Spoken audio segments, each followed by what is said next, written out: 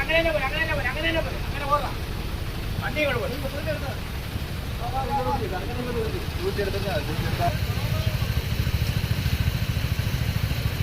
ഇനിയിപ്പോൾ ഈ കണ്ണാടി ഓടിച്ച് കളഞ്ഞ രക്ഷ മുമ്പോട്ട് പോകാൻ പറ്റുള്ളൂ. അല്ലാതെ വേറെ